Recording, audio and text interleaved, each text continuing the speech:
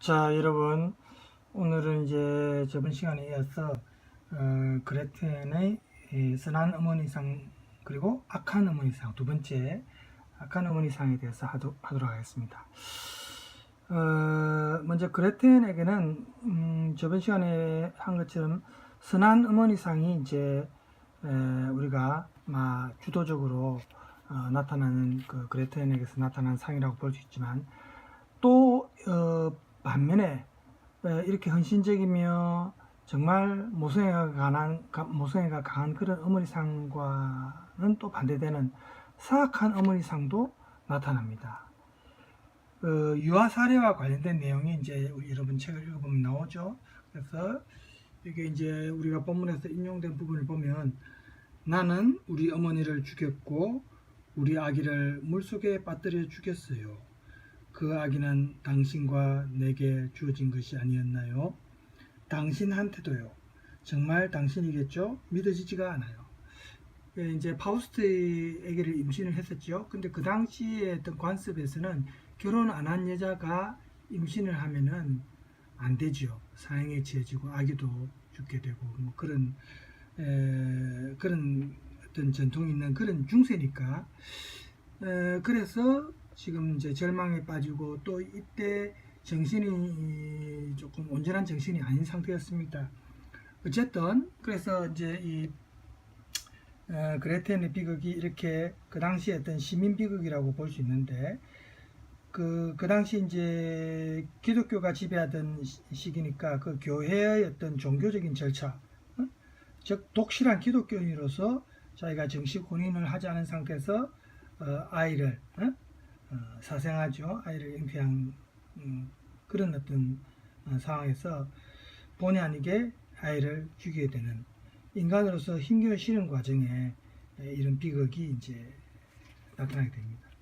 그래서 유아 사례로 이제 감옥에 갇히는데, 이때 이제 조금 정신이 온전한 상태가 아닙니다. 그랬더니 몽롱한, 어떻게 보면 조금 정신착란 그런 상태에서, 그렇지만 그럼에도 불구하고 모성애인 어머니상은 여전히 남아 있었습니다. 그래서 어린애를 생각해서 젖이라도 먹이게 해달라고 간청한다든지 이런 장면도 있어요. 이런 대사가 나오죠. 제발 어린애 젖이나 좀 먹이게 해주세요. 밤새도록 이 애를 꼭 끼고 있었는데 날 괴롭히려고 이 애를 뺏어갔어요. 그리고 내가 그 애를 죽였다는 거예요. 자기가 죽였다는 걸 모르는 거예요. 그죠?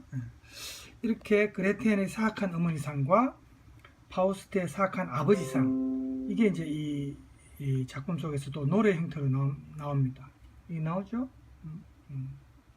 한번 여러분 읽어보세요. 우리 엄마 창녀라서 나를 죽여버렸단다.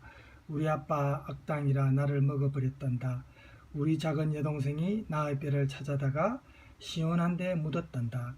그때 나는 귀여운 숲새 되어 저 멀리 날아가네 날아가네. 이런 노래가 있습니다. 이 노래는 사실 전해져 오는, 그 당시 전해져 오는 노래 중에 하나인데, 그림 형제가 이제 이걸 어린이와 가정용 동화로 재수록한 그 당시 낭만주의 동화의 어떤 일종입니다. 그래서 이 괴테가 이 동화를 젊을 때부터 사실은 알고 있었던 내용입니다. 그래서 이걸 이제 이 작품 속에서 좀 차용을 했죠. 그 뒤에 내용은 여러분 참조하시면 되고, 그래서 이렇게 그레텐이 이렇게 사실 모성애가 강한 여성이지만, 또 이런 어떤 사악한 어머니상이 파우스트와의 맹목적 사랑 속에서 이제 나타나는데, 이렇게 그레텐의 충실에서 벗어난 이런 어떤 명예를 지키지 못한 이런 생활 영역이 파괴되는 이런 사례 때문에 일상생활의 평범한 인간에게는 일어날 수 없는 사건 속으로 빠져들게 되고, 그래서 이제 죄를 저지르게 됩니다.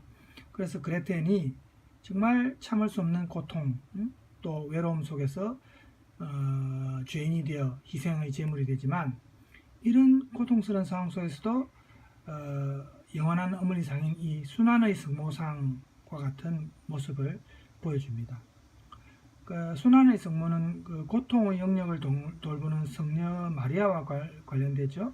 그래서 그레텐의 이런 성스러운 어머니상과 관련되는데, 그레텐의 이런 수치와 죽음에서 순환의 성모에게 구원의 기도에 대한 대답이 이 작품 일부의 마지막에 구원을 받았느니라 라는 문구를 통해서 우리가 확인을 할 수 있습니다.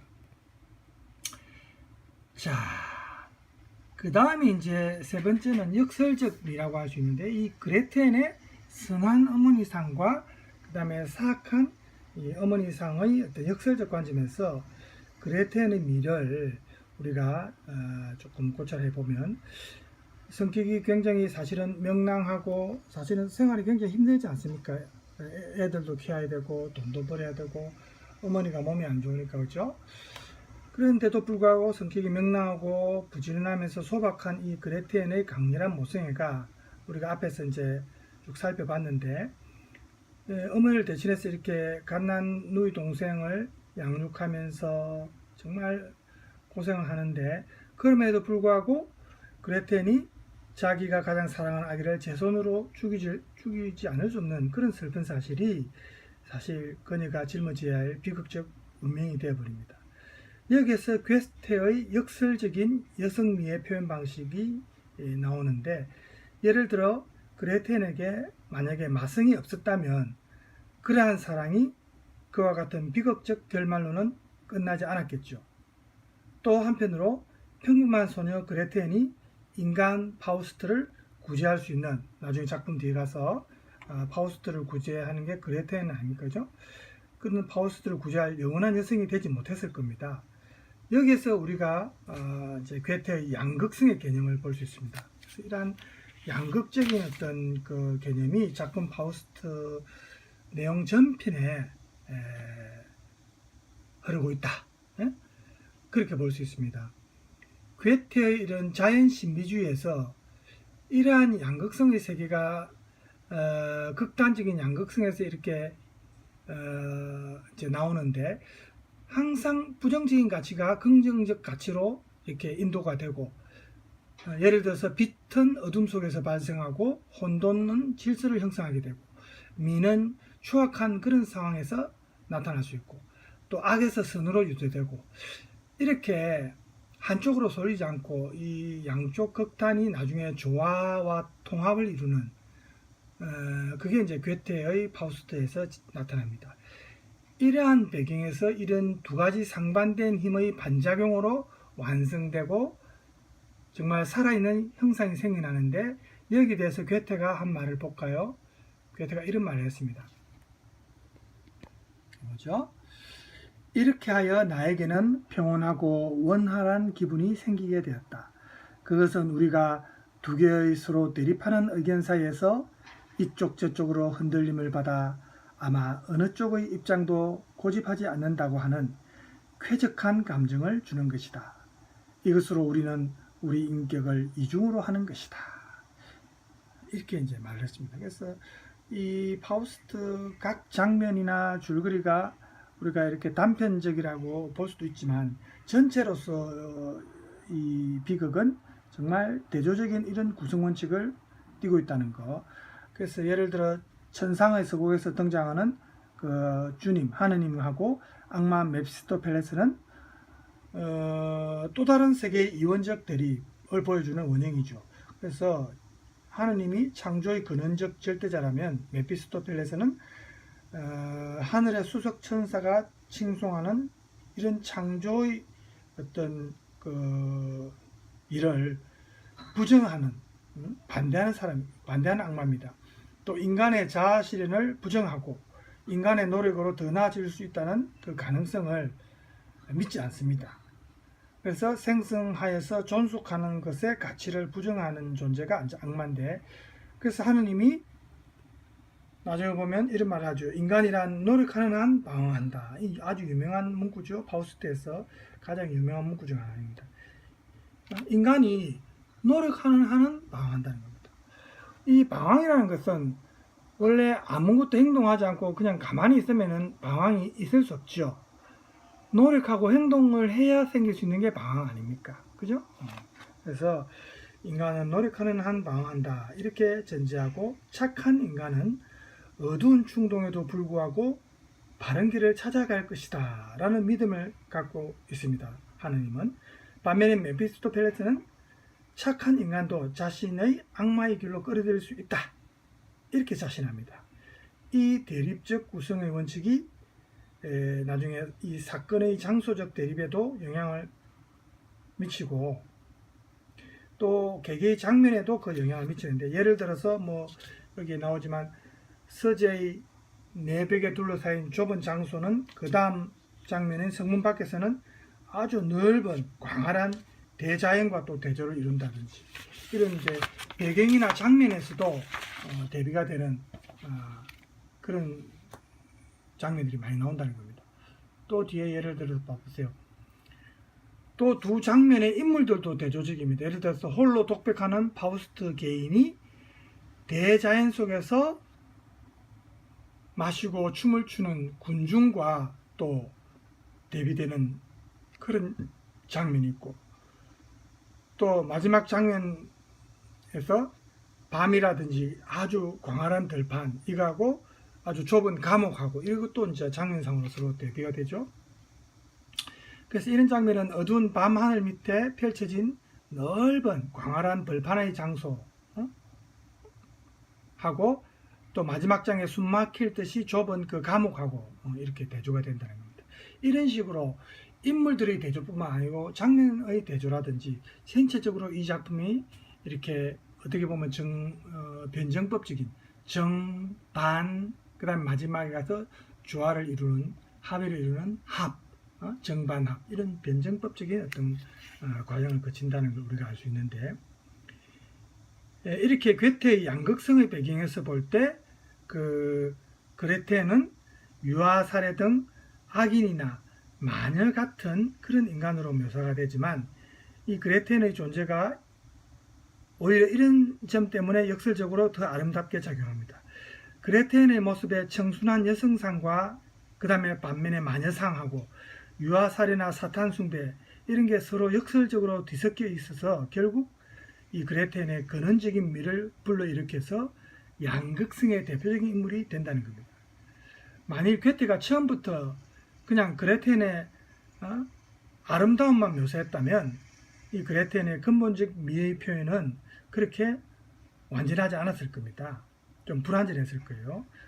그래서 그레텐을 처음에 부정적으로 나타낸 것은 선은 더 선함의 적이다 라는 괴테의 지혜의 산물이라고 볼 수 있는데, 괴테가 파우스트에서 이제 파우스트가 말하였다시피 전통적인 미만 추구하는 건 어리석다 이렇게 보는 겁니다. 외적인 미만 강조하면은 결국은 완전성을 이루지 못하는 거죠. 그래서 이게 나와 있죠. 우리들이 이 세상의 선에 도달하고 나면 보다 더 선한 것이 허위와 환상이라고 말하는도다. 이 말의 의미를 우리가 되새겨보면 아름다움은 영원하지 못한데 왜 그렇습니까? 그 이유는 이 아름다움이 존재하면 더 큰 아름다움이 존재하는 게 어렵기 때문입니다. 완전무결한 아름다움이 있다면, 그죠? 그래서 완전무결한 아름다움은 처음부터 그런 게 있어서는 안 되죠. 그렇게 나아가는 완전무결한 아름다움으로 나아가는 과정이 중요한 겁니다. 그래서 그레텐의 미가 존재하려면 그녀의 아름다움이 사라지고 그 자리에 마적 요소인 부정적 요소가 일단은 와야 됩니다. 그죠?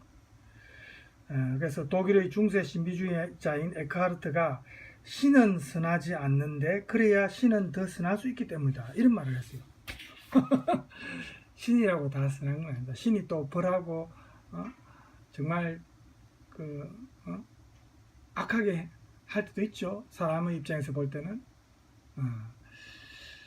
자, 그 다음에 이제 마지막 영원한 여성으로 넘어가기 전에 우리가 이제 이 작품을 보면서 메피스토 역할을 또 어느 정도 생각을 해봅시다.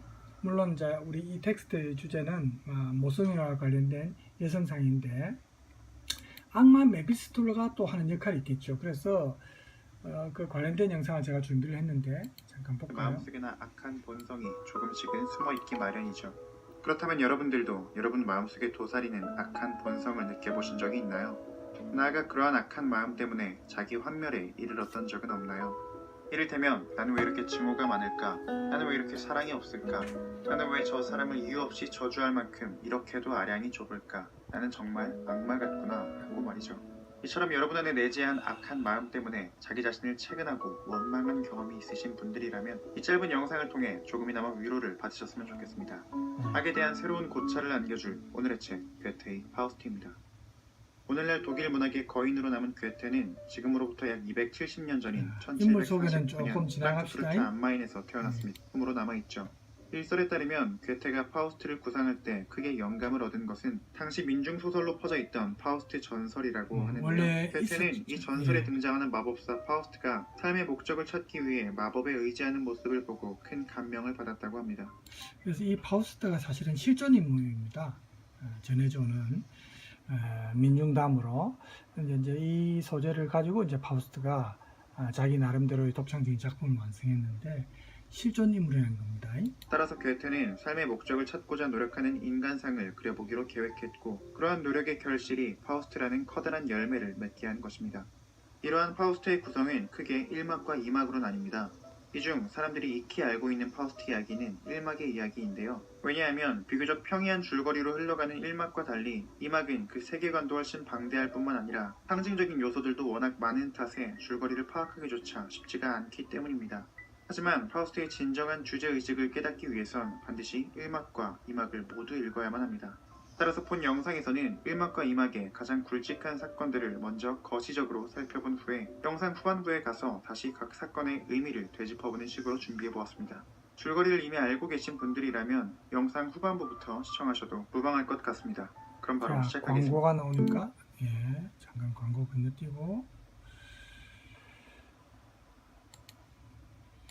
파우스트의 중심 인물은 인간 파우스트와 악마 메피스토펠레스입니다. 지상에 속한 파우스트는 고령의 박사로서 오직 진리를 찾고자 하는 마음으로 평생을 바쳐 수많은 지식을 섭렵하는데요. 하지만 아무리 많은 지식을 쌓아도 여러분 잠깐 끊겼죠? 아무리 많은 지식을 쌓아도 파우스트의 마음에 남는 건 허무한 뿐이었습니다. 그 어떤 지식도 궁극적인 깨달음을 주지는 못했기 때문입니다. 이 줄거리는 여러분 앞에 소개했기 때문에 약간 후반부로 넘어갈까요, 우리? 그죠?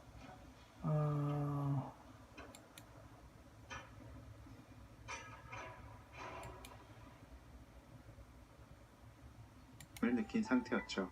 즉 그는 세상의 진리를 쫓아 모든 지식을 섭렵했음에도 불구하고 또 선전을 하네. 선전 넘어가고 모른다는 사실만 알았을 뿐이다 라고 이야기할 뿐이었습니다.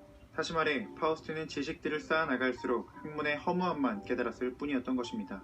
이를 통해 괴테는 인간 이성의 한계 혹은 계몽주의의 한계를 꼬집고자 했던 것입니다.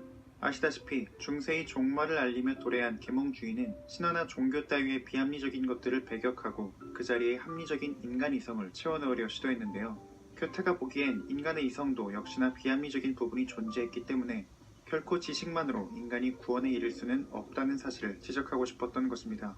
참고로 여기서 제가 언급한 구원의 의미를 굳이 종교적인 차원에서 해석할 필요는 전혀 없습니다. 다만 더 나은 존재가 되기 위한 인간의 실존적 상태가 완성되는 단계라고 이해하고 넘어가시면 충분합니다. 아무튼 지식만으론 구원에 이를 수 없다는 회의에 빠져있던 파우스트 앞에 악마 메피스토펠레스가 등장합니다. 이제 여기서 메피스토펠레스가 우리가 하는 사실은 악마로서 중요한 역할을 사실 하는 겁니다. 그래서 메피스토펠레스와 관련된 부분을 조금 초점을 맞춰서 한번 봅시다. 이후 메피스토펠레스의 도움으로 젊음을 되찾은 파우스트는 그레텐과 사랑에 빠지게 되는데요. 이때 파우스트의 사랑은 낭만적이거나 혹은 성숙한 사랑이라기보다는 미래에 대한 책임감 없는 청춘의 정욕적인 사랑에 가깝습니다. 따라서 악마 메피스토펠레스는 파우스트가 사랑에 빠져 허우적대는 모습을 흡족하게 지켜볼 수 있었던 거죠. 그에 비해 그레텐의 영혼은 너무나도 순수하고 맑아서 혹여나 파우스트의 마음까지 정화되진 않을까 염려했던 메피스토펠레스는 잔꾀를 부려 두 사람을 비극으로 이끕니다. 다행히도 최후의 순간에 파우스트는 꼼수를 부려 그레텐을 감옥에서 빼내려 하기도 했지만 그레텐은 그저 담담하게 자신의 죄를 인정하고 구원을 받습니다. 여기서 우리가 느낄 수 있는 건 크게 두 가지입니다. 하나는 정욕적인 사랑으로는 결코 구원에 이르지 못한다는 점, 그리고 또 하나는 자신의 죄를 직면하는 태도입니다. 파우스트는 지식에 이어 사랑으로도 구원에 이를 수 없음을 깨달았고 또한 그레테의 구원을 지켜보며 자신의 삶에서 발생한 일은 자신이 책임져야 된다는 사실을 절감할 수 있게 된 것입니다. 이후 파우스트는 한 궁전으로 가서 황제의 신임을 얻습니다. 황제의 신임이 어찌나 두터웠는지 고대 그리스의 미녀 헬레나의 모습을 보여달라는 말도 안 되는 부탁까지 받죠. 이윽고 파우스트는 이를 실행에 옮기다 헬레나와 사랑에 빠지곤 헬레나와 결합하여 오이포리온을 낳기도 합니다. 하지만 그들의 행복은 얼마 가지 않아 오이포리온의 죽음으로 다시금 파우스트는 커다란 좌절에 빠집니다. 오늘날 많은 학자들은 이 셋이 상징하는 바를 게르만 신비주의와 헬레니즘 그리고 순수 예술이라 분석하고 있습니다. 다만 이들이 뜻하는 바를 자세하게 학습하실 필요는 전혀 없고요. 괴테가 당대에 퍼져있던 많은 문화들 중 어떤 하나의 우월성을 일방적으로 주장하기보다 그것들을 종합적으로 수용하면서 새로운 흐름을 만들고 싶었구나. 그렇죠. 그래서 어쨌든 괴테는 하나의 어떤 썰, 하나의 방향을 절대 고집하지 않죠. 파우스트뿐만 아니고 다른 작품에서도 이런 경향이 좀 나타나죠. 그래서 항상 양극성, 양면성, 그리고 이 양면성이 나중에 하나의 조화와 통일을 이루는 어떤 그런 과정, 이게 이제 파우스트에서 가장 핵심이라고 볼 수 있습니다. 정도로만 알고 지나가셔도 충분할 것 같습니다. 아무튼 우리는 위 이야기에서 두 가지를 깨달을 수 있습니다. 하나는 명예로도 역시 구원에 이르지 못한다는 점이고요. 또 하나는 예술로도 역시나 구원에 이르지 못한다는 점입니다. 파우스트는 황제의 신임을 얻고 나름대로 부귀와 명예를 누릴 수 있었으나 그에 만족하지 않았죠. 또한 순수 예술을 상징하는 오이포리온과의 행복한 시간도 그리 오래 지속되지는 않았습니다. 그렇게 시름에 빠진 파우스트는 메피스토펠레스에게 최후의 부탁을 합니다. 바로 간척 사업을 통해 많은 사람들이 함께 살 수 있는 작은 마을을 건설하는 것이었는데요. 혹자들은 이를 말년의 괴테가 보여준 사회주의적 성향이 드러난 것이다 라고 평가하기도 하지만 개인적으로는 그러한 해석보다 보편적인 인류애라고 감상하는 편이 파우스트의 주제의식을 이해하기에 더 적절할 것 같습니다. 사실은 해설하는 분이 개인적이라 했지만 개인적인 건 아니고 보통 일반적으로 보편적 인류애라고 보통 해석을 많이 합니다. 아무튼 마을을 짓고 난 후 파우스트는 다음과 같이 이야기했죠. 여기서 특히나 저의 눈길을 끌었던 건 다름 아닌 자유와 위엄입니다. 평생토록 구원에 이르기 위해 끝없이 달려온 파우스트는 결코 지식으로도 정욕으로도 명예로도 예술로도 구원에 이를 수 없음을 깨달았죠. 다만 그가 깨달은 것은 인간을 구원할 수 있는 것이 어떤 특정한 고정체가 아니라 구원받기 위해 노력하는 태도와 의지 그 자체였다는 것입니다. 바로 이 대목에서 파우스트의 가장 유명한 대사가 빛을 발합니다. 인간은 노력하는 한 방황하기 마련이니라. 그렇죠? 가장 유명한 문구죠. 다시 말해 우리의 삶이 혼란스럽고 고통스럽고 또 끝없는 미로 속을 방황하고 있는 것처럼 느껴진다면 그것은 곧 우리가 노력하고 있다는 사실을 역설적으로 드러내는 것일지도 모른다는 것이죠. 이러한 맥락에서 저는 파우스트에게 이러한 방황의 원인이었던 메피스토펠레스의 존재야말로 참 흥미로운 요소가 아닐 수 없었습니다. 기독교의 핵심 교리에는 하나님은 절대적으로 선한 분이다 라는 내용이 포함되어 있는데요. 이를 비판하는 논리 중 이런 것이 있습니다. 윤리나 도덕이라는 것은 선과 악이라는 두 선택지 중에서 악의 끊임없는 유혹에도 불구하고 선을 택하려는 의지가 있을 때만 의미 있는 것 아니냐 하는 것이죠. 쉽게 말해서 절대적으로 선한 하나님은 인간과 달리 악의 유혹이 없을 것이고 오직 선밖에는 행할 것이 없는 상태에서 단지 기계적으로 선을 베풀 뿐이라면 그것을 과연 도덕적이라 할 수 있냐는 것입니다. 이러한 맥락을 견지하고 다시금 파우스트와 메피스토펠레스의 대립관계를 들여다보면 충동과 방황이 파우스트에게 왜 필요한지 공감할 수 있을 것입니다. 메피스토펠레스의 어두운 충동지를 통해 파우스트는 구원에 이르고자 노력할 기회를 확보할 수 있었기 때문이죠. 다음의 대사는 파우스트 앞에 나타난 메피스토펠레스가 스스로를 소개하는 말입니다. 항상 악을 원하면서도 항상 선을 만들어내는 힘의 일부이지요. 메피스토펠레스는 스스로를 소개한 바대로 항상 방황을 원하면서도 항상 노력을 만들어내는 힘의 일부였던 것입니다. 그렇죠. 이런 악의 존재가 없었다면 선이 빛을 발하지 못했을 겁니다. 파우스트 박사도 파우스트 마찬가지입니다. 그죠? 자명하게도 흰색과 검은색은 틀림없이 서로 다른 색이죠. 하지만 흰색은 검은색으로 인해 더욱 희게 되며 또한 검은색은 흰색 덕분에 더욱 검게 되는 법입니다. 이를 서로 다른 대립적 관계로만 보기보다는 서로의 존재성을 완성해주는 한 쌍으로 해석한다면 우리 안에 내재한 악을 보는 관점도 조금은 달라지지 않을까 싶습니다. 즉 우리네 삶이 구원에 이를 수 있는 길은 악의 절대적 진공 상태가 아니라 끊임없는 악의 충동질에도 불구하고 끝끝내 올바른 길로 가고자 하는 노력에서 그 희망을 찾을 수 있지는 않을까요? 그러니 여러분 안에 꿈틀대는 악한 본성을 너무 원망하지는 마세요. 여러분이 포기하지 않는 한 여러분 안에 악은 아직 악이 아니며 또한 방황하고 있다면 그것은 노력하고 있다는 증거니까요. 마지막 문구 뭐 여러 번 얘기했지만 여러분이 방황하고 있다는 것은 그만큼 여러분이 노력하고 있다는 겁니다. 그걸 여러분들이 긍정적으로 생각하고 나는 아직도 왜 이렇게 헤매고 방황하고 있을까? 다른 사람들은 벌써 정착해가지고 성공하고 있는데 이렇게 생각하지 말란 말입니다. 그죠?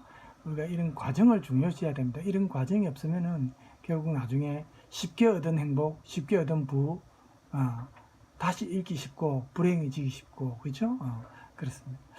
자, 그래서 이 메피스토펠레스의 어떤 역할의 긍정적인 측면도 우리가 볼 수 있다는 거죠. 그래서 이제 영원한 녀석이라는 텍스트로 다시 이제 우리가 돌아갑시다. 그래서 파우스트를 이제 구원하는 절대 조건 중의 하나가 대원이다. 즉, 이 대원하는 자는 다른 사람을 위해서 자기 희생을 감수해야 하는데, 이 헬레나는 그리스 신화에서 온 헬레나는 미의 상징이자 희생이 없었죠. 그럼 적합하지 않습니다. 그레텐이 이 여성의 숙명적인 운명으로 희생을 감수해서 나중에 파우스트의 구원을 위한 디딤돌 역할을 하는 대원녀가 됩니다. 그래서 헬레나의 모습은 나중에 사라지지만 그레텐은 영원한 여성의 상징으로 여성상으로서 우리 이 작품의 처음과 끝까지 존재합니다. 저기서도 나중에 끝에 파우스트를 구원한 그런 역할로 나오죠. 그래서 괴테는 그레텐을 시작으로 해가지고 그레텐에서 헬레나를 거쳐서 영광의 성모 마리아, 그 다음에 영원한 여성상, 이렇게 진행이 됩니다.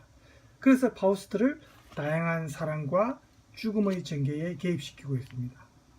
파우스트는 마지막으로 이 영원히 여성적인 것이 우리를 끌어들인다, 우리를 이끈다, 여기서 끌어들인다는 것은 구원한다는 말이겠죠.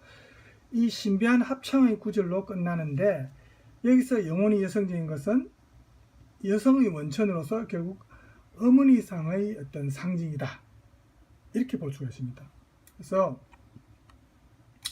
결국 파우스트는 가장 높고 가장 청명한 그런 경지로 이제 상승되는데, 이것이 아까 우리 표현된 것 중에 영혼이 여성적인 것, das ewige weiblich, 영혼이 여성적인 것, 요 das 해가지고 형용사 뒤에 에 붙이고 대문자 써서 중성명사화 한 거죠. 영혼이 여성적인 것, 이렇게 됩니다.